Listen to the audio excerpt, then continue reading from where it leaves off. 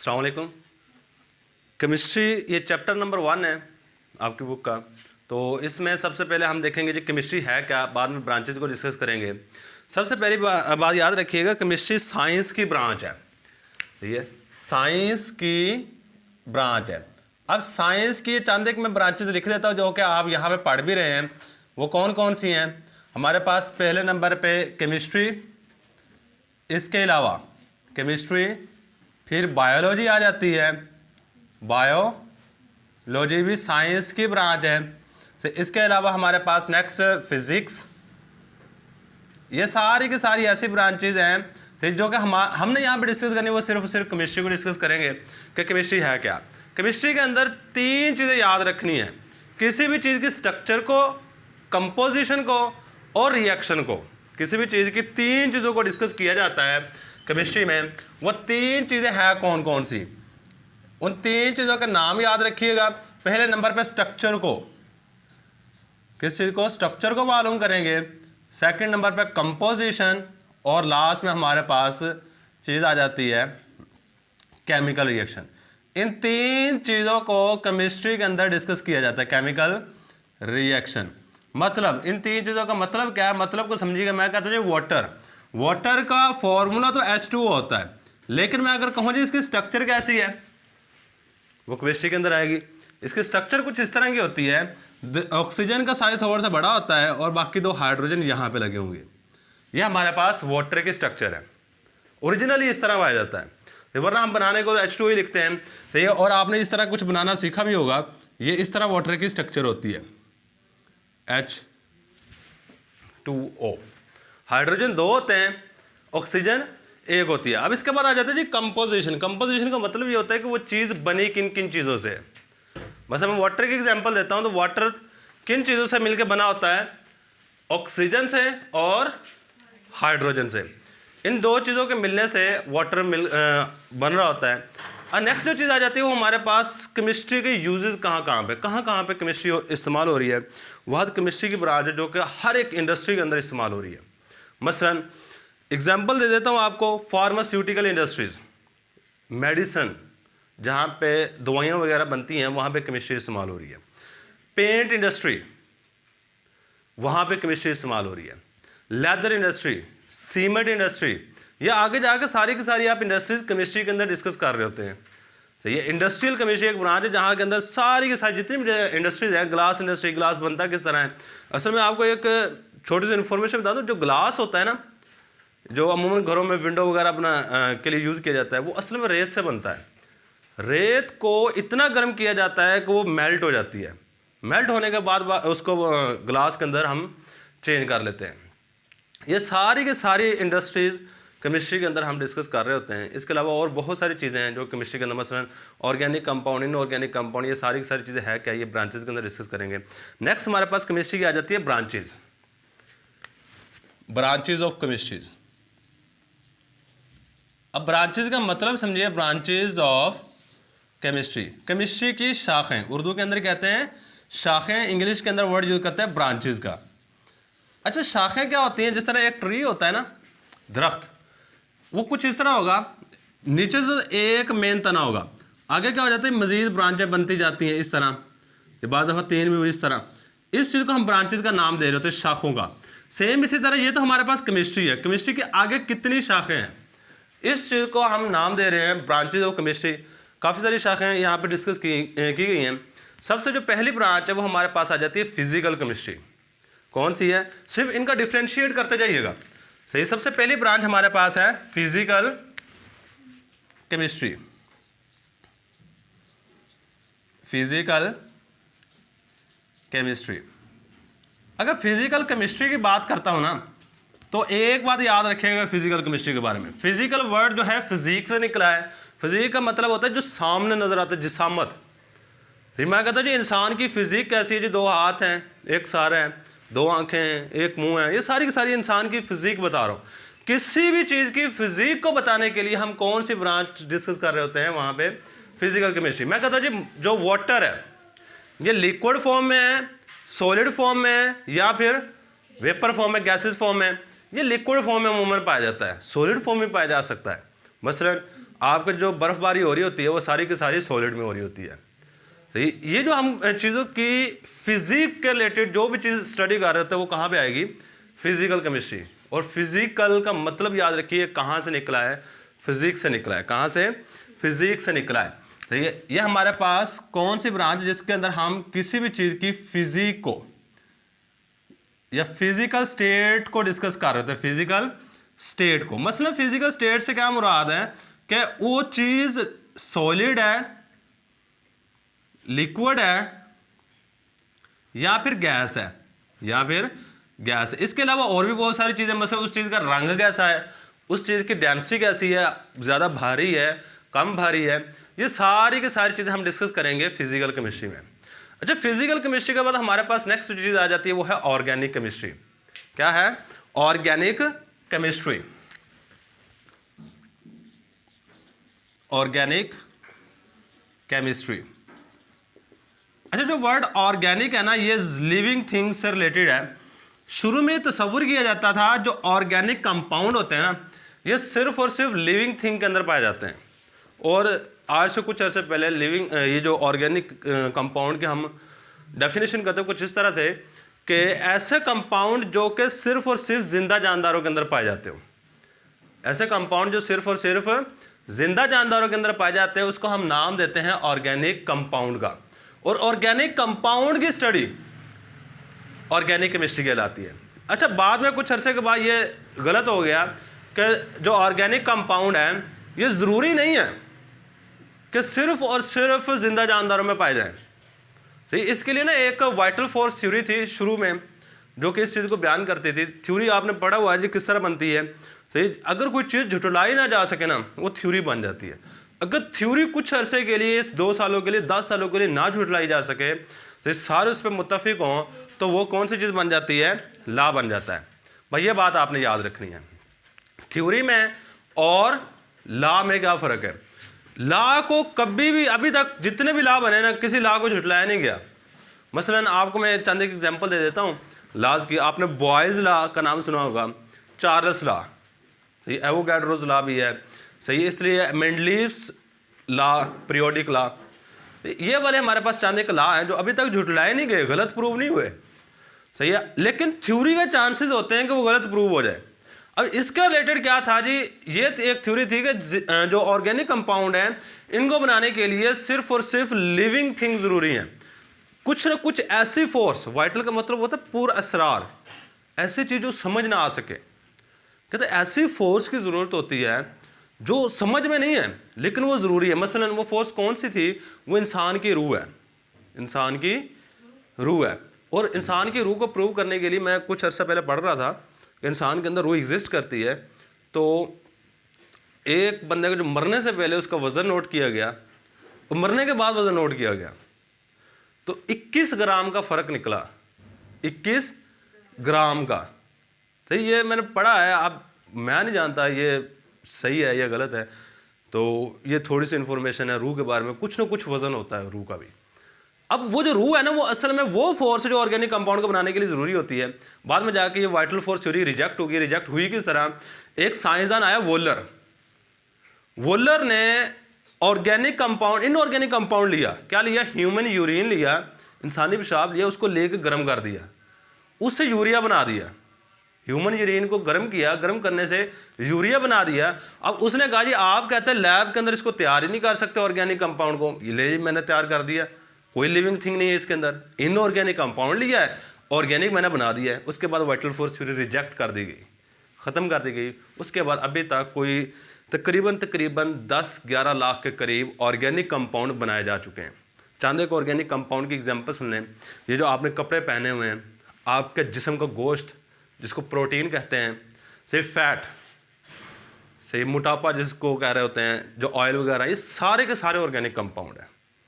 सही, इन कंपाउंड की स्टडी के लिए हमारे पास क्या है, ऑर्गेनिक केमिस्ट्री है। अच्छा, ऑर्गेनिक केमिस्ट्री के बारे में याद रखिएगा, ऑर्गेनिक केमिस्ट्री में 2 एलिमेंट्स का हम स्टडी कर रहे होते हैं। वो कौन से 2 एलिमेंट्स हैं, कार्बन और हाइड्रोजन। इन 2 एलिमेंट की स्टडी करते हैं और इनके कंपाउंड, कार्बन हाइड्रोजन के कंपाउंड्स, और इसके अलावा एक वर्ड लिखा जाता है जी डेरिवेटिव्स, एंड डेरिवेटिव्स, और इनके डेरिवेटिव्स की स्टडी कर रहे होते हैं, इनके डेरिवेटिव्स की स्टडी कर रहे होते हैं। अब डेरिवेटिव्स क्या मतलब होता है, कहते हैं जी माखिज। आपने डेरिवेटिव यूनिट पढ़े होंगे फिजिक्स के अंदर। डेरिवेटिव का मतलब होता है जो मेन चीज़ है आपके पास उसमें से बनाया जाए, उससे आगे नई चीज़ बनाई जाए, उसको डेरिवेटिव कहते हैं। उसको क्या कह रहे होते हैं, डेरिवेटिव। मसलन मेरे पास ये कंपाउंड है, ऑर्गेनिक कंपाउंड होगा, यहाँ पे एक हाइड्रोजन है, यहाँ पे एक हाइड्रोजन है, इसका कंपाउंड का नाम है मीथेन। क्या नाम है, मीथेन। देखिए सारे के सारे कार्बन या हाइड्रोजन ही है इसके अंदर। अब मैं इसका डेरिवेटिव बनाना चाहता हूँ, मेन कंपाउंड यही होगा। इसका डेरिवेटिव बनाने के लिए मुझे क्या करना पड़ेगा, एक हाइड्रोजन हटाएं यहाँ से, यहाँ पे कोई और एटम लगा दें। मैं कहता हूँ मैं यहाँ पे Cl लगा देता हूँ, ये क्लोरोमीथेन बन गई है। ये क्या हो गया, इसका डेरिवेटिव है, किसका, ऑर्गेनिक कंपाउंड का डेरिवेटिव। सही है। अब इसके बाद यहाँ पे जो स्टडी की जाती है ये ऑर्गेनिक केमिस्ट्री के अंदर आएगी। अब ऑर्गेनिक केमिस्ट्री की एप्लीकेशन क्या है, कहाँ कहाँ पे इस्तेमाल हो रही है, ये चीज़ चेक कीजिएगा। सबसे पहले पेट्रोकेमिकल इंडस्ट्रीज़ के अंदर ऑर्गेनिक केमिस्ट्री इस्तेमाल हो रही है। कहाँ पे, पेट्रोकेमिकल इंडस्ट्रीज़, ये लिख लीजिएगा, पेट्रोकेमिकल इंडस्ट्रीज। अच्छा ये पेट्रोकेमिकल इंडस्ट्रीज होती क्या है, कौन सी इंडस्ट्रीज होती है पेट्रोकेमिकल इंडस्ट्रीज, पेट्रोल के रिलेटेड। हम यहां से इतना तो पता लग गया जी पेट्रोल के रिलेटेड होंगी पेट्रोकेमिकल इंडस्ट्रीज। अब ऐसे इंडस्ट्रीज जहां पे पेट्रोल, डीजल, मट्टी का तेल, मोबिलाइल, ये सारी की सारी चीज़ें ज़मीन से निकाल के बनाई जाती हैं, उसको पेट्रोकेमिकल इंडस्ट्रीज का नाम दे रहे होते हैं। इसके अलावा हमारे पास नेक्स्ट चीज़, इसको मेडिसन, फार्मास्यूटिकल इंडस्ट्री कहते हैं जी। फार्मास्यूटिकल इंडस्ट्रीज में इस्तेमाल किया जाता है, इंडस्ट्रीज में इस्तेमाल किया जाता है। ये हमारे पास इसका नेक्स्ट यूजेस आ गया है।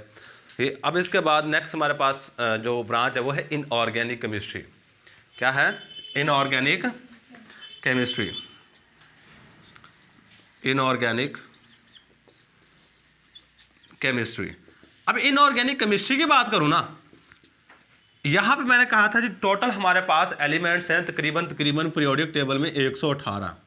कितने, 118 एलिमेंट्स है। 2 एलिमेंट्स की स्टडी ऑर्गेनिक केमिस्ट्री में है, बाकी 116 एलिमेंट्स की स्टडी करनी हो तो कौन सी ब्रांच है, इनऑर्गेनिक केमिस्ट्री। यानी कि ऐसी केमिस्ट्री की ब्रांच जिसमें कार्बन और हाइड्रोजन के अलावा जितने भी कंपाउंड्स हैं जिसके अंदर कार्बन और हाइड्रोजन ना हो, उन कंपाउंड्स की स्टडी के लिए हमारे पास कौन सी ब्रांच आएगी, इनऑर्गेनिक केमिस्ट्री। सही, जिसमें हम कार्बन का भी नहीं मुताला करेंगे और हाइड्रोजन का भी मुताला नहीं करेंगे, उसको हम क्या नाम देंगे, इनऑर्गेनिक केमिस्ट्री का नाम दे रहे होते हैं। अब इसमें कौन कौन सी चीज़ें, कौन कौन सी इंडस्ट्रीज आ जाती हैं, सीमेंट इंडस्ट्री, ग्लास इंडस्ट्री, ये सारी की सारी इनऑर्गेनिक केमिस्ट्री के अंदर हम एक्सप्लेन कर रहे होते हैं। सही है।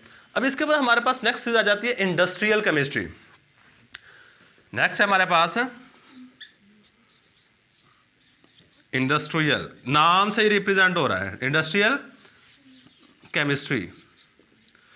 इंडस्ट्रियल केमिस्ट्री में याद रखिएगा नाम से क्योंकि रिप्रेजेंट हो रहा है, इंडस्ट्री का रिलेटेड होगी। पहली बात तो ये कन्फर्म है, ये किससे रिलेटेड होगी, इंडस्ट्री से रिलेटेड होगी। यानी कि चीज़ों को बनाने का तरीकाकार और इनके बारे में स्टडी हम इंडस्ट्रियल केमिस्ट्री के अंदर कर रहे होते हैं कि किस तरह चीज़ें, मैन्युफैक्चर एक वर्ड होता है, सही है, मैन्युफैक्चरिंग ऑफ सब्सटेंस इंडस्ट्री के अंदर। सही है। इंडस्ट्रीज में किस तरह चीज़ों को बनाया जाता है, उनकी प्रॉपर्टीज़ कैसी हैं, ये सारी की सारी आ जाएगी किसमें, इंडस्ट्रियल केमिस्ट्री में। यानी कि इसमें क्या करेंगे, मैन्युफैक्चरिंग स्टडी किसकी, the branch of chemistry in which we deal with the study of manufacturing, manufacturing of substance, चीज़ों को बनाने के मुतालिक है जी ये स्टडी। तो कहाँ पे, इन इंडस्ट्रीज, इन इंडस्ट्रीज कॉल्ड इंडस्ट्रियल केमिस्ट्री। इसकी अगर एग्जांपल देना चाहूँ तो जितनी भी इंडस्ट्रीज हैं, टेक्सटाइल इंडस्ट्री, कपड़े बनाने वाली इंडस्ट्री को कहते हैं। कौन कौन सी इसकी एग्जांपल में आ जाएंगी हमारे पास, टेक्सटाइल इंडस्ट्री, टेक्सटाइल इंडस्ट्री, ये हमारे पास इसकी एप्लीकेशन है, कहाँ कहाँ पे ये इस्तेमाल हो रही है। सही। इसके अलावा हमने यहाँ पे एक फार्मास्यूटिकल इंडस्ट्रीज लिखी थी, वो भी इसमें आ सकती है, फार्मास्यूटिकल इंडस्ट्री। फार्मास्यूटिकल इंडस्ट्रीज कहते हैं जहाँ पे अद्वियात वगैरह बनाई जाती हैं। इसके बाद नेक्स्ट ये leather industries, leather industries. Cement industry, sugar industry, fertilizer industry. Next हमारे पास आ जाएगी सीमेंट इंडस्ट्रीज। जितनी भी इंडस्ट्रीज आपके जहन में आती है ना, उनके नाम आप यहाँ पे लिख सकते हैं। तो ये हमारे पास इंडस्ट्रियल केमिस्ट्री आ गई। अब इसके बाद नेक्स्ट जो आ जाती है वो है बायोकेमिस्ट्री। क्या है ना, नेक्स्ट हमारे पास ब्रांच बायो केमिस्ट्री। अब बायोकेमिस्ट्री वर्ड पे गौर करें, केमिस्ट्री की डेफिनेशन मैंने वहाँ पे लिखी हुई है। मतलब केमिस्ट्री क्या है? केमिस्ट्री साइंस की ऐसी ब्रांच है जिसके अंदर स्ट्रक्चर का किसी भी चीज़ की, कंपोजिशन का और केमिकल रिएक्शन का मुताला किया जाता है। बायोकेमिस्ट्री, बायो का मतलब क्या होता है? लाइफ। बायो का मतलब क्या होता है? लाइफ। और केमिस्ट्री का मतलब क्या होगा? जिसमें स्ट्रक्चर, कंपोजिशन और केमिकल रिएक्शन, कहाँ पे? लिविंग थिंग के अंदर तीन चीज़ों की स्टडी की जाए। सही है। लिविंग लाइफ किस में होगी? हमारे पास सिर्फ और सिर्फ लिविंग थिंग में। लिविंग थिंग के अंदर तीन चीज़ों की स्टडी की जाए। कौन सी तीन चीज़ों की स्टडी? हमारे पास उनकी स्ट्रक्चर, उसके अंदर जो भी कंपाउंड वगैरह पाया जाता है, मतलब प्रोटीन, उसकी स्ट्रक्चर क्या है। सही है। इसके बाद उसकी कंपोजिशन और उसका केमिकल रिएक्शन। कौन सी चीज़? Chemical reactions. इन चीज़ों का मुताला हमारे पास क्या कहलाता है? बायोकेमिस्ट्री। ये अब बायोकेमिस्ट्री इस्तेमाल कहाँ कहाँ पे हो रही है? बायोकेमिस्ट्री इस्तेमाल हो रही होती है सबसे पहले नंबर पे आपके जिस्म के अंदर जितने भी केमिकल रिएक्शंस हो रहे हैं। मसलन आप एक नवाला लेते हैं, खाना जब खा रहे होते हैं, अब वो आपके जिस्म में जाता है, किस तरह डाइजेस्ट होता है? आपके स्टमक के अंदर गया है, वहाँ पे कौन सा एंजाइम रिलीज हुआ है, सही, गैस्ट्रिक जूस रिलीज होता है, सही, ये कौन कौन से रिलीज होते हैं, उसके बाद रिएक्शन कौन से हो रहे होते हैं वहाँ पे, उसके बाद आपको वो एनर्जी देता किस तरह है। सही है। आपने पढ़ा होगा जी माइटोकॉन्ड्रिया में भी लफ्ज़ सुना हो। माइटोकॉन्ड्रिया के अंदर एनर्जी बन रही होती है सारी चीज़ों की। अब माइटोकॉन्ड्रिया के अंदर एनर्जी बनी किस तरह, कौन सा रिएक्शन हुआ है, तो वहाँ पे क्रब साइकिल, ये सारी चीज़ों की स्टडी हम कहाँ पे आगे डिस्कस कर रहे होते हैं? बायोकेमिस्ट्री में। किसमें स्टडी करते हैं? बायोकेमिस्ट्री में। बायोकेमिस्ट्री के हमारे पास नेक्स्ट फार्मास्यूटिकल इंडस्ट्री, इसकी एप्लीकेशन में आ सकता है। फार्मास्यूटिकल इंडस्ट्री देखें, मेडिसिन बनाती है, वो सिर्फ और सिर्फ लिविंग थिंग के लिए होती है मेडिसिन। सही, वो मेडिसिन आपके जिस्म में जाती हैं, जाने के बाद जरासीमों को किस तरह किल करती हैं, ये किस में आएगा? बायोकेमिस्ट्री में। अच्छा, बायोकेमिस्ट्री के बाद हमारे पास नेक्स्ट है न्यूक्लियर केमिस्ट्री। नेक्स्ट कौन सी ब्रांच है? Nuclear chemistry. अब न्यूक्लियर केमिस्ट्री की ऐसी शाख है, the branch of chemistry we deal with the study of radioactivity, nuclear properties, ETC. किसकी स्टडी करेगी? Radioactivity, nuclear study, nuclear processes लिख लें, न्यूक्लियर प्रोसेस वगैरह। मतलब न्यूक्लियर प्रोसेस की एग्जांपल दे देता हूं। ये दो तरह के रिएक्शन होते हैं, एक होता है न्यूक्लियर फिशन रिएक्शन,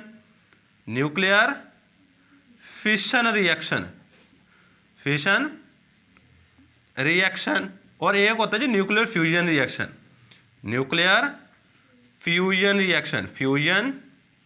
रिएक्शन। अब ये वाला रिएक्शन हो किस तरह रहे हैं? तो ये न्यूक्लियर फिशन रिएक्शन होता है जी, आपने वो बायो के अंदर पढ़ेगी फिशन, बैक्टीरिया की ग्रोथ के लिए हम एक पढ़ते हैं जी फिशन होती क्या है कि अगर बैक्टीरिया आपके पास इस तरह का हो और दरमियान से टूट जाए, टूटने के बाद दो बैक्टीरिया बन जाते हैं। तो सेम इसी तरह बड़ा एटम होता है, टूट जाता है दरमियान से, छोटे दो एटम बनाता है, इसके बाद हैवी अमाउंट है, बहुत ज़्यादा अमाउंट में एनर्जी रिलीज कर रहा होता है। और ये वाला रिएक्शन अमूमन एटम बम जो होता है ना, वहाँ पे हो रहे होते हैं। बड़े एटम, यूरेनियम का हम अमूमन इस्तेमाल कर रहे होते हैं वहाँ पे बम बनाने के लिए। जैसे ही अब बम फटता है, बहुत ज़्यादा अमाउंट में एनर्जी रिलीज होती है, बड़े एटम छोटे एटमों में टूट जाते हैं। अब इसके बाद सेकंड जो हमारे पास चीज़ आ जाती है वो है न्यूक्लियर फ्यूजन।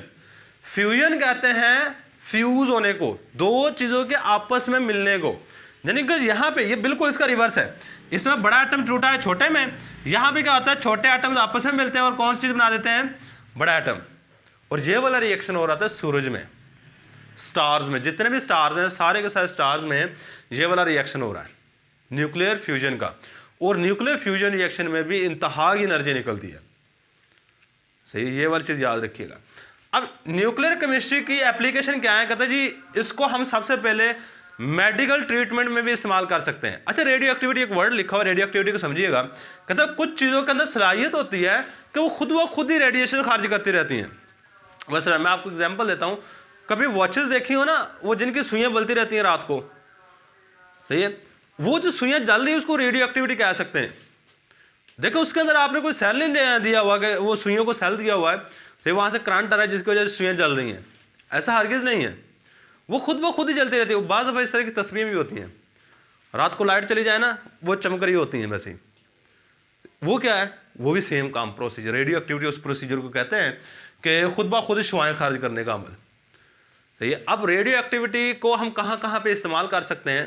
पहले नंबर पे इसको मेडिकल ट्रीटमेंट में इस्तेमाल किया जाए। मसलन किसी बंदे को कैंसर है ना, कैंसर का इलाज इससे किया जा सकता है। हाँ, सिर्फ और सिर्फ वो कौन सा कैंसर होता है, दिमाग के कैंसर का नहीं, जो आपके एक्सटर्नल साइड पे हो, मसलन ट्यूमर हो, यहाँ पे वो रसोली सी बनी हो, उसका इलाज इससे किया जा सकता है। एक होता है ब्लड कैंसर, ब्लड कैंसर का कोई इलाज नहीं है, सही है। और जो कैंसर ऊपर होता है उसमें क्या होता है जी, आपके जिस तरह ये यहाँ पे रसोली सी बन जाती है ना जिस्म के ऊपर, यहाँ पे रेडिएशन को गिराया जाता है। रेडिएशन क्या करती है, इतनी हाई एनर्जी होती है वो इनको जला देती है। ऊपर वाला गोश्त को पूरे को जहाँ पे गिराएंगे ना वहाँ पे जला देंगी। जलाने के बाद यहाँ पे ये वह सारा उतर जाएगा। उतरने के बाद नीचे से कुछ आपकी स्किन भी नीचे से जल जाती है। उसकी ऑइंटमेंट करने के लिए वो साथ में कोई मेडिसिन वगैरह दे देते हैं कि इसके ऊपर लगानी है आपने, कुछ अरसे के बाद वो स्किन सही हो जाती है। तो ये वाला हमारे पास न्यूक्लियर केमिस्ट्री। सेकंड नंबर पे न्यूक्लियर केमिस्ट्री को फूड प्रिजर्वेशन में भी यूज़ किया जाता है। किसमें? Food preservation. ये हमारा पहली एप्लीकेशन होगी। सेकंड है फूड प्रिजर्वेशन। अच्छा, फूड प्रिजर्वेशन क्या होती है? खुराक को महफूज करना। खुराक को महफूज करने के अमल को हम नाम दे रहे होते हैं फूड प्रिजर्वेशन। अच्छा, किस तरह खुराक को महफूज किया जाता है? आप एक चीज़ याद रखिएगा, अगर खुराक ख़राब होती है ना, उसकी सबसे मेन रीज़न बैक्टीरिया होते हैं।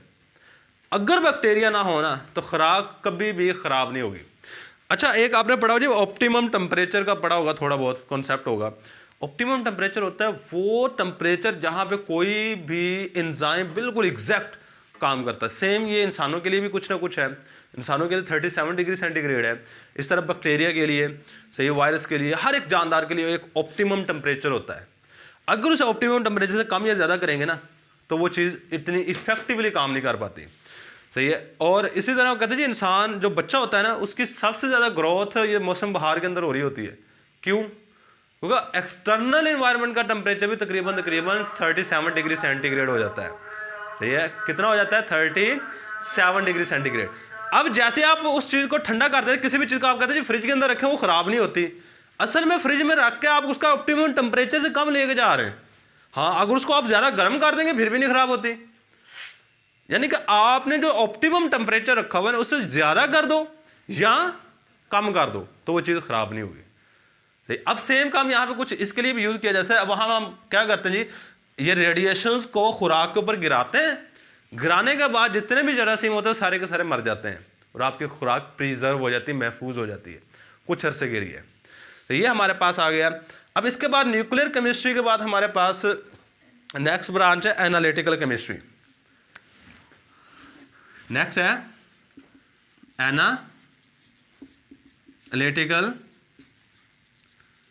केमिस्ट्री। अच्छा, एनालिटिकल वर्ड जो निकला है ना ये एनालिसिस से निकला है। किससे निकला है? एनालिसिस। एनालिसिस का मतलब होता है तजजिया करना। क्या होता है जी? तजजिया करना। ले जी, क्या मतलब तजजिया करना? तजजिया करना आपको थोड़ा सा मुश्किल होगा, मैं कहता हूँ जी पहचान करना, आसान ज़ुबान में। और ज़्यादा कहूँ क्या करना जी? पहचान करना। किस चीज़ की पहचान करना? कभी वो CID ड्रामा देखे ना, उसमें वो डॉक्टर सालों के कहता है जी इस बंदे ने इतना जहर लिया, इतनी मात्रा में लिया और इतने दिन पहले लिया। वो हर चीज़ किस तरह मालूम कर लेते हैं? असल में उसे पहचान की है। ब्लड का सैंपल लेगा, वो पूरा प्रोसीजर करेगा, पूरा प्रोसीजर। वो तो ड्रामा है ना, वहाँ पर तो ऐसा नहीं है। लेकिन जो असल में फोरेंसिक लैब होती है ना, असल में फोरेंसिक लैब, वहाँ पर यही काम हो रहा होता है। पूरा एनालिसिस करते हैं ब्लड का, उसके अंदर कौन सी नई चीज़ आई है, उस नई चीज़ का पता लगाने के लिए मुख्तलिफ रिएक्शन वगैरह करवा रहे होते हैं, सही है। वहाँ पे करवा के बाद में उनके पास डाटा होता है, उसे कंपेयर करके पता लगा लेते हैं कि इस बंदे के कौन सी चीज़ ऐसी ली जिसकी वजह से उसकी मौत हुई है। वहाँ से ये जो काम सारे का सारा हो रहा होता है, ये एनालिटिकल केमिस्ट्री की ब्रांच के अंदर हो रहा होता है। सबसे ज़्यादा अगर स्कोप देखा जाए ना, हर एक ब्रांच का अपना अपना स्कोप है। सबसे ज़्यादा जो प्रैक्टिकल के रिलेटेड ब्रांच है ना, वो ये वाली है, एनालिटिकल केमिस्ट्री। इसके और भी एग्जांपल दे देता हूँ। कभी हर हफ्ते ना पेट्रोल पंप पे एक गाड़ी आती है, सिर्फ वो उसका काम क्या होता है, पेट्रोल की क्वालिटी को चेक करना है, तो उनका पैमाना चेक करना था। वो भी एनालिटिकल केमिस्ट्री का बंदा होता है। आप किसी भी इंडस्ट्री में चले जाएं, एनालिटिकल केमिस्ट्री का एक बंदा लाजमी होता है। वो क्या काम कर रहा होता है, अगर तो आपके शूज़ हैं, शूज़ के अंदर पानी की कितनी क्वांटिटी रखनी है, शूज़ के अंदर ही पानी की मिकदार कुछ ना कुछ होती है। आपने मैं सुना होगा कि शूज़ को कुछ अरसे के लिए आप रख देना, वो खुश्क हो जाते हैं, ऊपर चमड़ी उतरनी शुरू हो जाती है। क्यों? क्योंकि पानी खुश्क हो जाता है उसके अंदर से कुछ अरसे के बाद। अब उसके अंदर कितनी क्वांटिटी रखनी है पानी की, कितनी ज़्यादा तो नहीं है, कम तो नहीं है, इस चीज़ को सारे कंट्रोल कर रहा था वो जो एनालिटिकल केमिस्ट्री का बंदा बैठा होता है। तो इसके अलावा और भी बहुत सारी चीज़ें होती हैं। मसलन आप नेस्ले वाली या कोका कोला वाली कंपनी के अंदर भी यही काम हो रहा है, वो सिर्फ और सिर्फ प्योरिटी को चेक कर रहे होते हैं, आया ये जो चीज़ बन रही है प्योर है या नहीं है। बस इस चीज़ को वो चेक कर रहे होते हैं, जो कि सबसे ज़्यादा हेल्पफुल है। अब ये हमारे पास सारे की सारी चीज़ें एनालिटिकल केमिस्ट्री के अंदर आ रही थी। इसमें दो तीन काम किए जाते हैं। सबसे पहले किसी भी कंपाउंड की सेपरेशन की जाती है, यानी कि अगर ब्लड के अंदर कोई जहर है उसको निकाला जाता है, सही है। उसके बाद उसका एनालिसिस किया जाता है। एनालिसिस का मतलब यह है कि उसकी पहचान की जाती है, सही है। बस ये वाली चीज़ हमारा एनालिटिकल केमिस्ट्री के अंदर डिस्कस कर रहे थे। अब एनालिटिकल केमिस्ट्री के अंदर दो चीज़ें आ जाती हैं। कहते हैं जी जो एनालिसिस होता है ना, ये दो तरह का होता है। एक होता है जी क्वांटिटेटिव एनालिसिस, क्वांटिटेटिव एनालिसिस, और इसके अलावा एक होता है क्वालिटेटिव एनालिसिस। एक क्या होता है, क्वालिटेटिव एनालिसिस। अच्छा, मैंने थोड़ी देर पहले आपको एक एग्जांपल दी थी।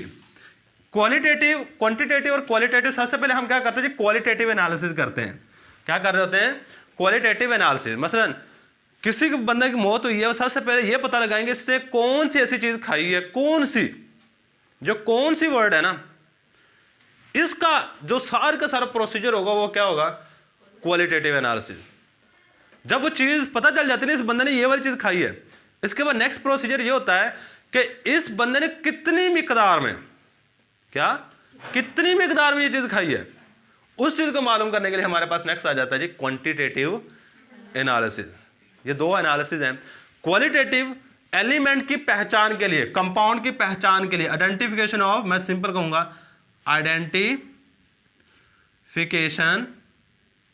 Of compound. सिर्फ कंपाउंड की पहचान करना, कौन सा, इसमें सिर्फ वर्ड यही है, कौन सा, सही है। अब कितना, क्वांटिटी है, मिकदार, सही है। हाउ मच का जो आंसर आ रहा था वहां पे, हाउ मच, या क्वांटिटी ऑफ कंपाउंड को मालूम करने के लिए हम क्वांटिटेटिव एनालिसिस कर रहे होते हैं। ये था जी हमारे पास इन्वायरमेंटल केमिस्ट्री एक रह गई है। चलो जी, एक इन्वायरमेंटल केमिस्ट्री भी है, इन्वायरमेंटल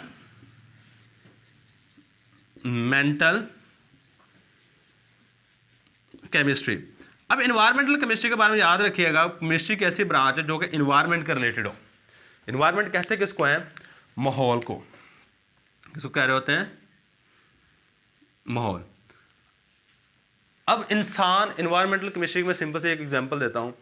ये पॉल्यूशन जो होती है ना, एयर पॉल्यूशन, वाटर पॉल्यूशन, ये कौन से कंपाउंड की वजह से हो रही है, कौन से कंपाउंड की वजह से हो रही है। ओजोन की डिप्लेशन हो रही है, तो वो कौन से कंपाउंड है, क्लोरोफ्लोरोकार्बन हम कह रहे होते हैं, क्लोरोफ्लोरोकार्बन की वजह से। यानी कि जो हमारे इन्वायरमेंट के रिलेटेड जो भी चीज़ स्टडी करेंगे वो कहाँ पे आएगी, इन्वायरमेंटल केमिस्ट्री में। इन्वायरमेंटल केमिस्ट्री में इंसान का अपने माहौल पर क्या इंपैक्ट है। सिंपल डेफिनेशन इस तरह का रहा है बुक वाला, कि आपका जो इंसान है, इंसान अपने माहौल पे किस तरह असरअंदाज हो रहा है, इस चीज़ की स्टडी को इन्वायरमेंटल केमिस्ट्री कहते हैं। मसलन कोई भी इंसान गाड़ी चलाते है, उसे धुआं वगैरह निकल रहा है, उसका क्या फ़र्क पड़ता है। आप घरों में कूड़ा वगैरह साफ़ करते हैं, वो बाहर गली में फेंक देते हैं, उसका क्या फ़र्क पड़ता है? अगर आप घर को साफ़ रखते हैं तो ये कूड़ा वगैरह किसी अच्छी जगह पर रखते हैं, उसका क्या फ़र्क पड़ेगा? ये सारी की सारी चीज़ें इन्वायरमेंटल केमिस्ट्री के अंदर हम डिस्कस कर रहे होते हैं। इन्वायरमेंटल केमिस्ट्री क्या है?